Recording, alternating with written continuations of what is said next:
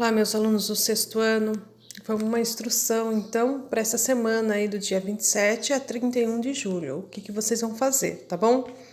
Nós vamos continuar usando o livro São Paulo Faz Escola, do sexto ano, Caderno do aluno volume 2. As páginas que iremos fazer nessa primeira parte são as páginas 71, 72, 73 e 74 da disciplina de ciências. Lembrando que não, às vezes não são todas as questões que têm que ser respondidas. Por a gente estar em ensino remoto, tem algumas coisas que vocês não vão conseguir fazer. Então, eu estou adaptando o livro às atividades de vocês, tá bom? Então, é muito importante que vocês sigam as instruções desse vídeo. Na página 71, nós temos uma atividade conhecendo outros tipos de célula. Depois de terem aprendido um pouco sobre a célula animal, aproveite esse momento da pesquisa nos livros didáticos e na internet e desenhe ou cole uma imagem modelo de uma célula vegetal no seu caderno de ciências. Verifique se há estruturas que não são comuns na célula animal e, caso encontre, identifique-as no mesmo desenho ou imagem que registraram. Então, vocês não precisam fazer esse desenho, vocês já fizeram. Nas aulas anteriores, nós já vimos a diferença entre célula animal e célula vegetal. Então, não há necessidade. Se vocês quiserem, tudo bem, mas não há necessidade. O que vocês vão ter que fazer? Analisar essa imagem. Aqui, a célula azul é a célula animal e a célula verde é a célula vegetal. E vocês vão ter que ver a diferença que existe. Então, tem algumas estruturas que estão presentes somente na célula vegetal. Por exemplo, parede celular. Parede celular é uma característica da célula vegetal. Ela dá rigidez daí à célula. Cloroplasto. Cloroplasto é uma estrutura muito importante na célula vegetal. Ele é responsável pela fotossíntese. Fotossíntese é o processo lá que a planta absorve energia luminosa e transforma, em oxigênio e açúcar. E tem também, está escrito numa outra língua, mas vocês vão escrever aí vacúolo, tá? É uma estrutura que armazena água dentro da célula. Então, dessa atividade 4, conhecendo outros tipos de células, o que vocês irão fazer dessa atividade? Só responder essa questão. Observando a figura acima, quais são as estruturas que somente a célula vegetal possui? Então, tem 3 estruturas aí que somente a célula vegetal possui. Vocês vão escrever aqui para mim e anotar no livro também de vocês. Se não couber, vocês anotam no caderno. Aí na página 71 tem um conteúdo que também nós já vimos, diferentes tipos de células no nosso corpo. Nosso corpo é muito complexo, somos seres pluricelulares, ou seja, temos milhares de células. Temos incontáveis números de células que interagem entre si o tempo todo, formando grupos especializados em desempenhar determinadas funções. Sobre as imagens abaixo, todas representam o formato dos diversos tipos de células existentes em organismos unicelulares ou organismos pluricelulares. No sangue, dentre as células que compõem, estão os linfócitos, glóbulos brancos, de formato arredondado, e as hemácias, glóbulos vermelhos, de forma achatada. Observe também a forma alongada das fibras musculares e os neurônios com sua forma ramificada. Os neurônios nós vamos estudar nas próximas aulas, que vamos começar a ver o sistema nervoso. Então, o neurônio é a célula responsável a célula que forma, o tecido nervoso, tá bom? Então, vocês vão ver aí figura no livro de vocês, dá até para visualizar melhor do que aqui. Daí tem, na página 72 também, continuando, um texto falando sobre procariontes e eucariontes. Isso é matéria que vocês já viram e também caiu na prova.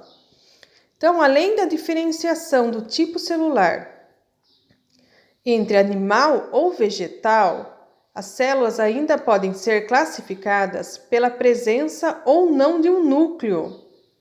O núcleo é responsável por conter o material genético que codifica a nossa vida. As células que possuem essa estrutura são chamadas de eucariontes e contam com uma membrana nuclear que separa esse material genético do citoplasma. As células que não possuem o núcleo são denominadas de procariontes. É o caso das bactérias, organismos unicelulares formados por uma única célula. Então, vocês já viram, isso é uma revisão. Procariontes são células que não têm núcleo. O DNA ele fica espalhado no citoplasma.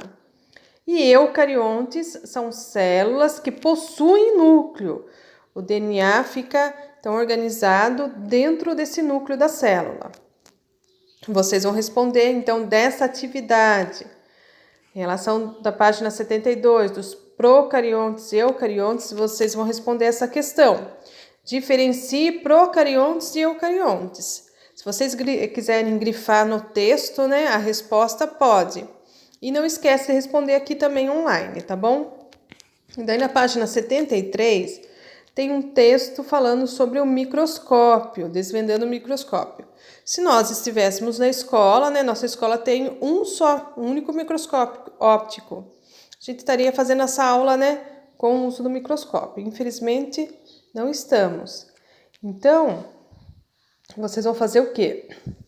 Realizar a leitura desse texto. Então, vocês vão ler aí no livro de vocês, né? Dá para visualizar muito melhor. Leiam com atenção e depois que vocês fizerem a leitura, vocês vão responder as questões da página 74. Então, podem responder direto no livro se couber. Se não couber, vocês respondem direto podem escrever no caderno e tem que responder online aqui também, tá bom? Então, o texto acima refere-se a um instrumento utilizado para ampliar objetos muito pequenos, que teve e tem até hoje uma importância significativa para os pesquisadores. Comente a partir do seu entendimento qual instrumento estamos referenciando e descreva qual sua importância para os pesquisadores. Então, nesse texto aqui, ele está falando sobre o quê? Desvendando quem? Então, esse é o instrumento. E qual a importância? O que eu faço com o microscópio? Né? Por que ele é tão importante para as pesquisas? Quando e por quem foi construído o primeiro microscópio? Também está no texto essa resposta, tá bom? C. Pesquise sobre outros tipos de microscópio que não foram citados no texto e que são muito usados em laboratórios e pesquisas científicas. Aproveite para investigar se na escola em que você estuda há um microscópio, para que você possa conhecê-lo melhor. Então, o texto fala sobre um tipo de microscópio, microscópio óptico. E existe em faculdades, né, porque é um microscópio muito caro. É o microscópio eletrônico. Ele consegue aumentar muito mais vezes que o óptico. E eu tenho em casa também, que eu comprei para mim, e eu até comprei pela internet, e não é tão caro, para quem daí tem que colocar no computador, o microscópio digital, tá bom? Continuando então a parte 2 da nossa aula de ciências, ainda da semana do dia 27 a 31 de julho. Continuaremos a usar o livro e vamos fazer a página 74 e 75 da disciplina de ciências. Então, na página 74, da situação de aprendizagem 2, níveis de organização dos seres vivos. Isso nós já vimos nas aulas passadas, tá? Que as células, elas se organizam formando os tecidos se organizam formando os órgãos eles formam sistemas, né? Tem o sistema digestório, o sistema respiratório, reprodutor, Alguns vocês já estudaram no 5º ano. E todos os conjuntos de sistemas formam o organismo, tá? No nosso caso, o nosso organismo humano. Então, agora que você já aprendeu de como são constituídos os seres vivos, para essa situação de aprendizagem, reflita sobre como estão organizados os seres vivos, como os órgãos se relacionam. Atividade 1. Leitura da imagem. A parede do coração. Para responder a esses questionamentos e aprofundar seus conhecimentos, observe a imagem a seguir e responda às questões propostas, de acordo com o que você aprendeu e sua interpretação de imagem. Então, temos aqui um órgão. Que órgão é esse? Esse órgão é o coração. E temos uma imagem ampliada dos tecidos que formam esse coração, tá? Então, temos aqui o pericárdio, temos aqui o endocárdio e o miocárdio, tá bom? Que são os tecidos musculares que vão formar aí o coração, tá? Que órgão está sendo... Letra A. Que órgão está sendo representado na imagem anterior? Que órgão que é? Acabei de falar. Você conhece a função que ele desempenha no corpo? Se sim, comente. Então, qual é a função do nosso coração, do nosso corpo? Para que ele serve? Então, se couber a resposta no livro, vocês anotem no livro, se não no caderno. E também tem que responder online aqui. Ao observarmos a imagem ampliada do corte do coração, podemos afirmar que o órgão representado está organizado em camadas. Que camadas são essas? Então, nós vimos aqui as camadas, os tecidos que estão formando aí o coração. Pericárdio, endocárdio e o miocárdio, tá? E daí, para finalizar a atividade, vocês só vão realizar a leitura desse texto, tá? Só vão ler o texto da página 75.